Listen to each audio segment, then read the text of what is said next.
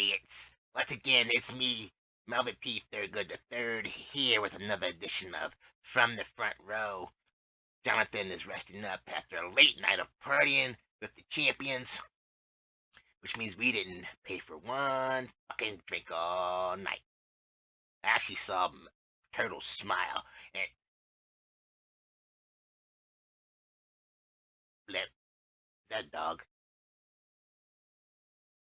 So cute. Wait, is that a Fela? How'd she get here? Oh, she's so pretty. Who's that pretty doggy? Who's that pretty doggy?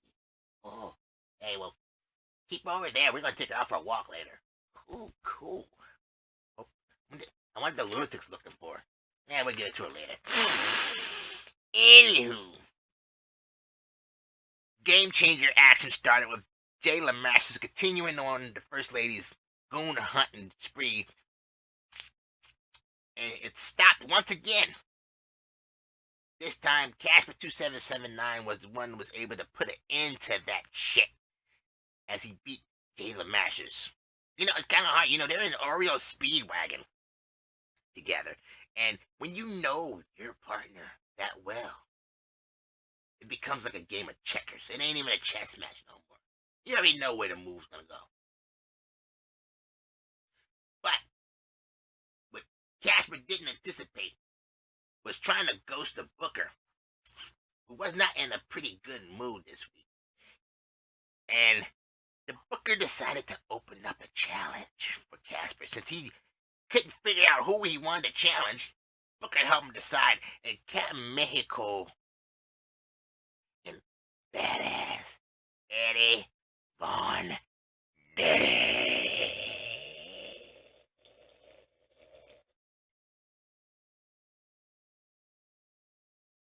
accepted the challenge, with Captain Mexico coming out on top. Viva la Mexico. You know what that meant? That's right, folks. It was burritos, campanadas, and tostadas for celebration.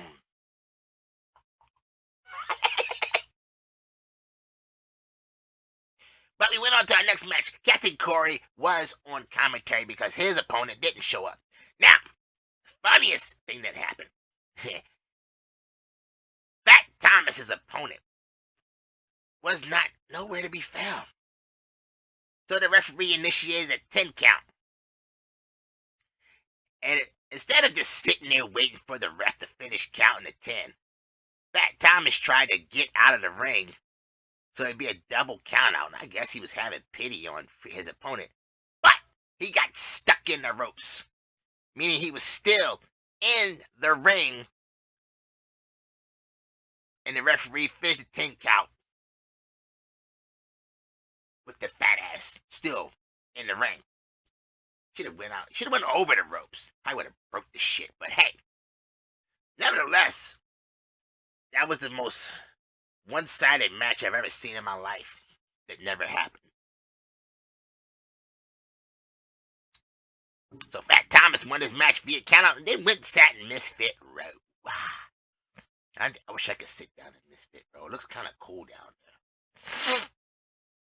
Now, the Idol Steve Samson took on the sponsored athlete Jay LaMasters, who is the #1 contender for the Intercontinental Championship. Ooh.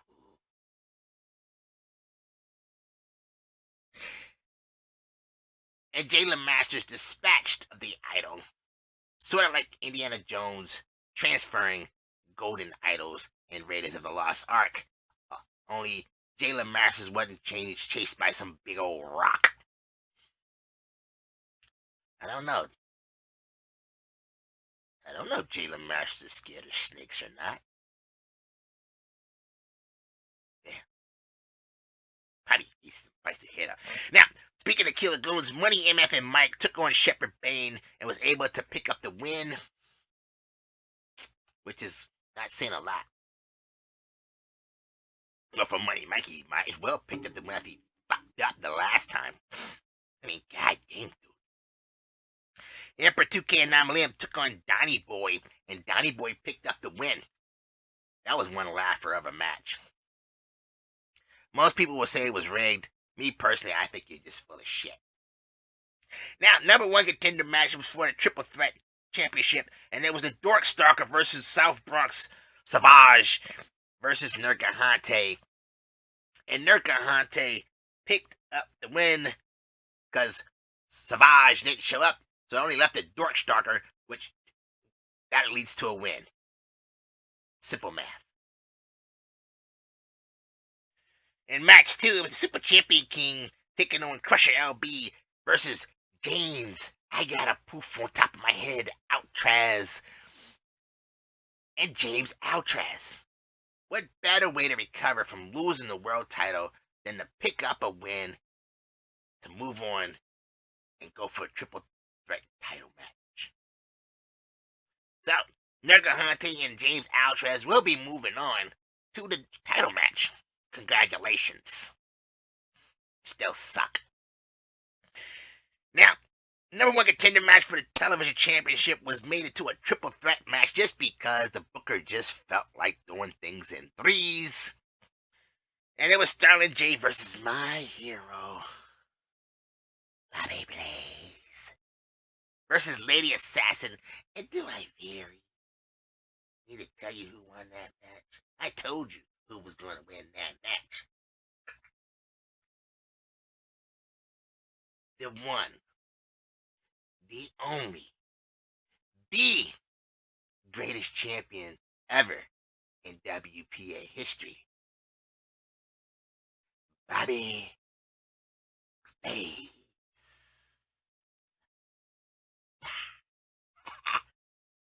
And I declare that Bobby Blaze will go on to television glory and defeat whoever the champion is and become a television champion. He still owes me a shirt. Now, the next number one contender match was for the determine who would go to face the world champion, and it was Captain Mexico, our game changer champion, with a tough challenge as he faced the First Lady, Alexa Leslie. And it was one hell of a match, actually. But the First Lady did defeat Captain Mexico, and she is now number one contender for the world title. This ought to be interesting, folks. Strap in, folks. It's gonna get dicey. Now, we had a grudge match. Excuse me, I need to prep for this one.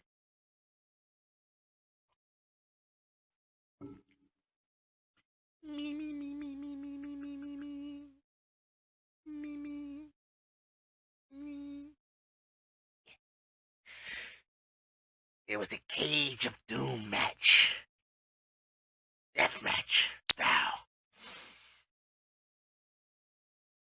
And it was the lunatic. Aqua Regia. No. Sit, Athena, she's not here. Sit. Good doggy, good doggy. Against KO. Jason Shepard. And it was one bloody mess, I tell you, goodness. I mean, there was blood all over the place. There weren't enough tampons to get that blood up. Oh, cleaning staff was pissed. But in the end, the lunatic defeated KO.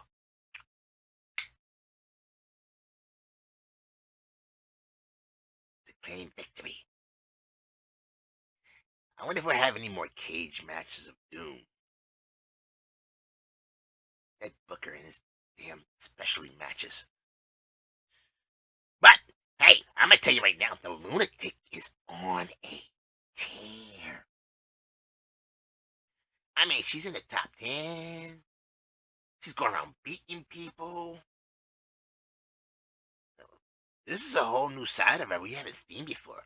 I mean, it's to be applauded. Ain't that right, Athena? That's right, that's right, that's right. That pretty eyes. Now, we went to title matches, and there was the Trios champions in action as the makeshift team of Wolf Knight, Street Fight King, and Polish Power took on the Killer Goons led by Big Mel. He had help from Casper 2779, who is the tag team specialist of the group, and Brasshole. And folks, I told you last week, Killer Goons, when they're on, they're on. And they are the Trios champions once again. No shade there. They earned that shit. That was dominating fashion. Big Mel was able to pin Polish Power while Casper and Brasshole tied up his opponents to prevent them from breaking up the pin. Yep, now we got new Trios champions. You know, it's going to be good because now if one of them has to go do a title match or something like that, they can, you know, they like to swap titles anyway, like to put people in circle jerk titles. Hey, you can freebird it now. Put the right people in position to take on opponents. Give your other guys an opportunity to go for another title. Hey, it is what it is. I don't know. Do you see a long reign in their future? You do? Yeah, okay. Flip says he sees a long reign in their future. Okay. No, I'm not putting any money on it. Now, Triple Threat Championship, it was the Kingpin JP DiMaggio taking on the Blueprint Jackson Ellis versus Martel the Carpenter. Folks, one hell of a match. Normally we'd be talking shit about Martel, but god damn. Those three put on a show, folks. It got down to the point where Jackson Ellis was this close to picking up the pin, but JP DiMaggio was able to break it up and pin Martel for the win. In his second defense, folks, he's got two more, and it's Intercontinental time, folks. It's Intercontinental time for JP DiMaggio. All he's got to do is win two more. Two more. Yeah, two more. As long as he doesn't suck, he'll do it. I think he'll do it. He'll do it. I mean, come on. This is the ultimate ladder climbing opportunity for JP DiMaggio.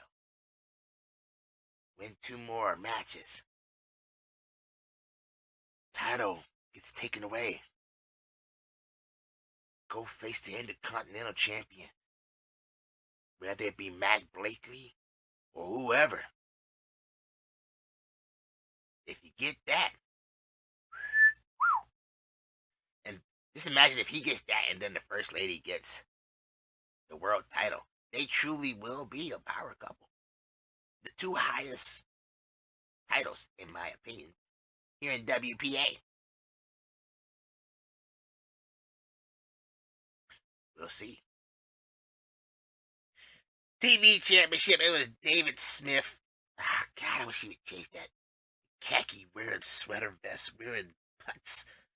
Versus Dramamine the Sledgehammer versus Quanny Fist. And Quanny Fist didn't even show up.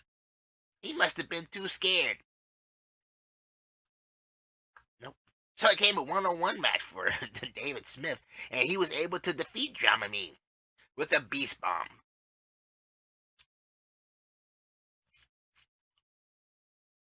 It is what it is, folks. Get a title match, don't show up. Hey, you can't lose if you don't show up, right? Now, in the U.S. title match, it was the Messiah versus Red Death, another banger match. And Messiah was able to defeat Red Death. What is up with Red Death lately? I mean, he did win last week against KO. But man, This guy used to be one of the most feared competitors next to Jalen Masters. And lately, he's been kind of meh without the M. Intercontinental Championship, and it was Mac Blakely taking on Lycan Umbris, the Lion son of a bitch. And he got what he deserved as Mac Blakely defeated him. And it's still your Intercontinental Championship, and now his road gets tougher because he will have to take on Jalen Masters this week. So we're gonna get either just a straight beatdown, or we're gonna get a banger of a match. Yeah. And then our world title match. It was the guy, Jermaine Walker, taking on Johnny Rocco. These two have faced each other 4 times. We thought it was over when the rubber match happened. Some kind of way, Johnny Rocco earned a shot. And it was not an easy match, folks. They battled. It was like they didn't even know each other. They just fought. 2 sweaty men just in the ring, sweat flying all over the place. Now, Johnny Rocco avoided a backhand or blackhand side? Blackhand side from Jermaine Walker and hit the Annihilator. Crowd went crazy. Thought the match was over. Jermaine kicked out. This guy's a tough son of a bitch. So he hit him with another one. Jermaine kicked out again. And you can see the frustration just growing on Rocco's face. And I love it. I can't stand him. You know, he bought me some drinks last night. But hey, he sat there trying to figure out what he could do to keep Jermaine down for a 3 count. So finally, he hit another Annihilator. And just to be on the safe side, he hit a Charm City driver. And that was what finally sealed the coffin. Man. And Johnny Rocco is now WPA World Champ. And once the bell was over, a show of respect as Jermaine Walker took the belt from the ref and handed it to Johnny Rocco. Crowd was on their feet, folks. I mean, good Lord, Jermaine made Johnny Rocco earn that. It ain't never easy. I thought Johnny Rocco's hands was too short to box with the god. Interesting fact, though, folks. Johnny Rocco versus Jermaine Walker. Good rivalry, by the way. It always seems like Johnny Rocco loses the first match, gets a second one, and then wins. You don't believe me? Look back at the last time Johnny Rocco took the world title from Jermaine Walker. Go ahead, I'll wait. 20 minutes later. See what I mean? Now, what's big Johnny Rocco? Well, he's got the first lady to contend with. And that's not an easy task. And should he get past that one, he's got to look over his shoulder because Jermaine Walker is Mr. Money in the Bank. Just waiting to cash in. And if cashing in, that's the easy part.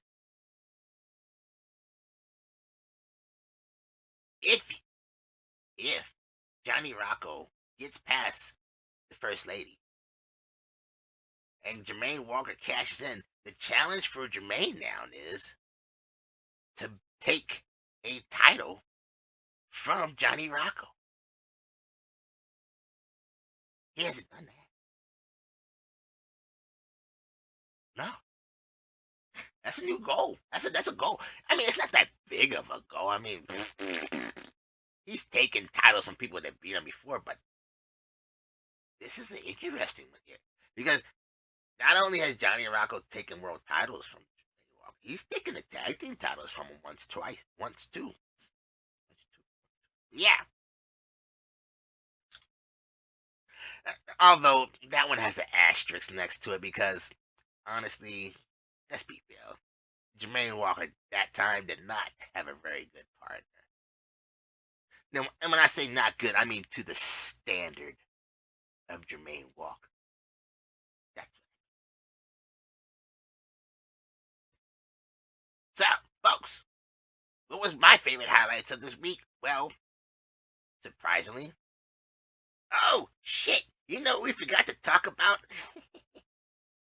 We forgot to talk about the tag team titles. Did I talk about the tag team titles? I don't remember. If I did, I'm going to talk about them again. Limited edition. Luscious Lucius and Money took on the Master Sean Puff and Badass Eddie Von Detti.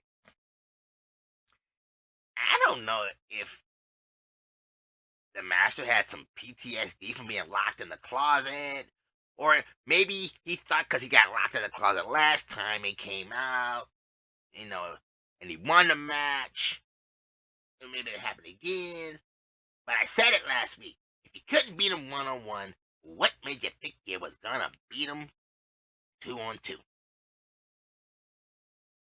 Luscious Lucius has been hot. He's on a hot streak, folks. Give the man his flowers. Man, woman. Give them their flowers. Money, pretty much a guarantee he's going to come in hot. Challenger's coming in on 2 losses. I didn't see that going any other way other than limited edition retaining their titles, and they did, folks. They retained their titles. Well, no wonder why I skipped over it. It wasn't on the sheet. Wait, that's some shit. You know, who wrote this sheet today? They need to be fired. Hold on a sec, folks. It's hard to recap something when it's not on the sheet. But no, limited edition won their tag team title match. And it was the Master that got pinned. This time by Money. Luscious Lucius didn't feel like getting his clothes dirty. He let Money have the honor of pinning Sean. So now comes all the excuses and stuff like that from everybody that lost, or why they lost. You might talk about clothing malfunctions and technical difficulties and blah, blah, blah, blah, blah. Just say it. You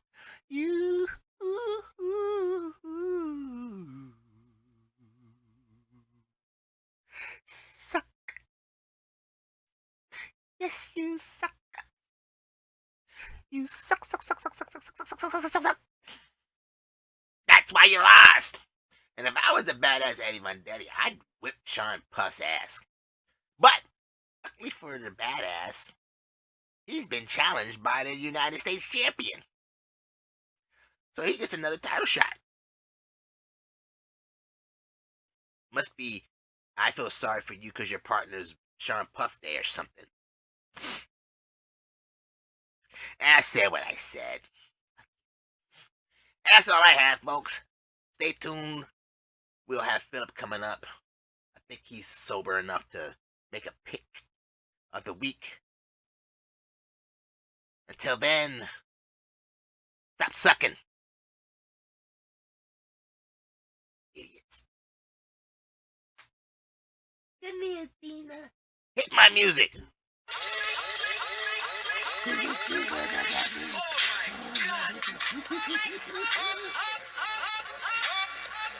You like that? Huh? Oh, she can dance. Go at me, get it, get it, get it, get it.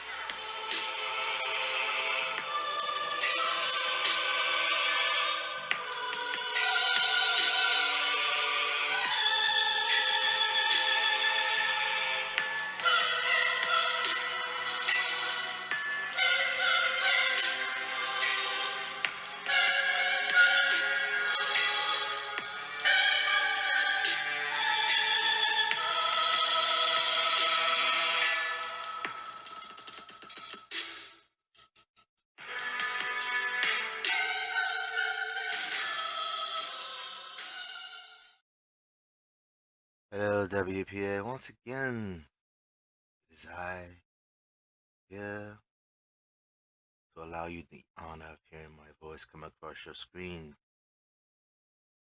I am, of course, Philip Alexander Carrington IV, here with my weekly pick, stemming from the events at Backlash.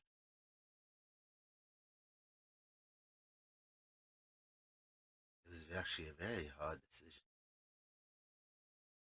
There were a number of individuals that could have been my pick. It was JP DiMaggio, who successfully defended his title in his second defense of the Triple Threat title. There were the Killer Goons. Pick one of the trio's champions. Hell, I could have picked David Smith, Johnny Rocco, the essential or sponsored athlete, whatever he calls himself, Jayla Masters.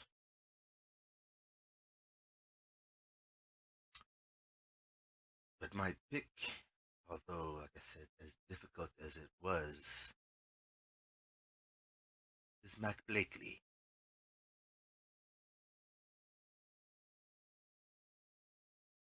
And why, may you ask, did I pick Mac Blakely? Not only did he successfully retain his Intercontinental title, but he put a blemish on the record like an Umbrus, who was currently sitting at number one, who was undefeated. It's one thing to retain a title, it's another to put a blemish on someone's perfect record. That alone stood out. It's like an Umbrus. It's no easy task to overcome. Mac Blakely,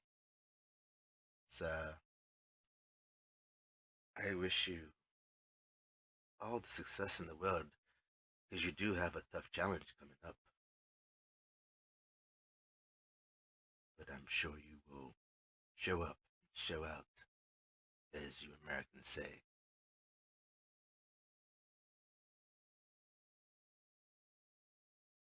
That was a good match too, by the way.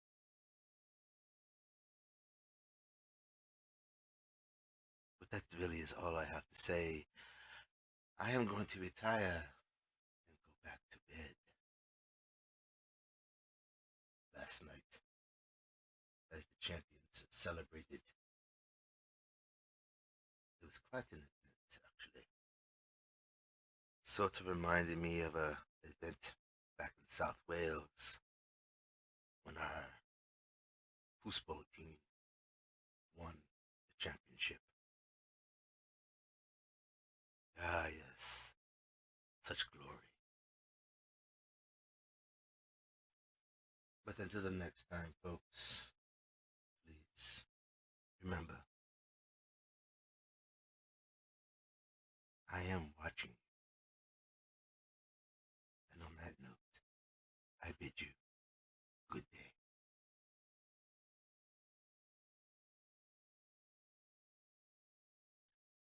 I said, good day.